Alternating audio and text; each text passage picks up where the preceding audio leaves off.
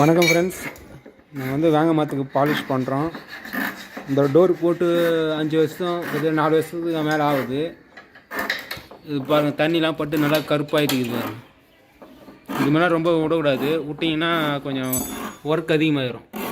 இந்த பூ டிசைன்லாம் வந்து சீக்கிரம் பாருங்கள்.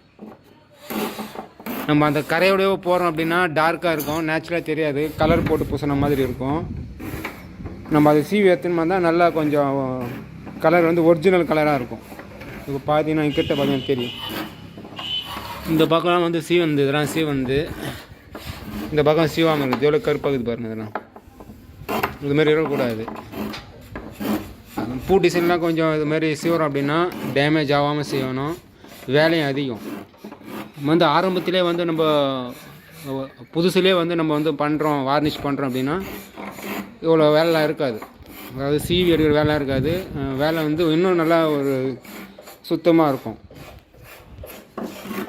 நம்ம பாலிஷ் ஃபுல்லாக பண்ணலாம் கூட, நம்ம புதுசாக ஒரு டோர் வாங்குகிறோம் அப்படின்னா அதுக்கு ஃபஸ்ட்டு கோட்டு சீலர் மட்டும் அப்ளை பண்ணிவிட்டு விட்றீங்க அப்படின்னா நல்லாயிருக்கும்.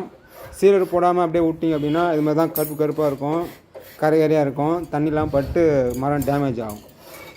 நல்லா மரம் டேமேஜ் ஆகாமல் இருக்கணும் அப்படின்னா புதுசாக மரம் வாங்கினாலும் ஃபஸ்ட்டு கோட் மட்டும் அப்ளை பண்ணிவிடுங்க. சீலர் நீங்கள் ஃபஸ்ட்டு கோட் சீலர் அப்ளை பண்ணிட்டீங்க அப்படின்னா ஒரு 5 வருஷத்துக்கு கழிச்சு கூட போடலாம். ஏன்னா தண்ணிலாம் பட்டால் கூட கரையாகாமல் இருக்கும், மரமும் டேமேஜ் ஆகாமல் இருக்கும், வெளுத்து போகாமல் இருக்கும், கருப்பாகாமல் இருக்கும். உட் பாலிஷ் பற்றி நிறைய தெரிஞ்சுன்னுன்றவங்க ராயல் உட் பாலிஷ் வெப் சேனலை சப்ஸ்கிரைப் பண்ணுங்கள்.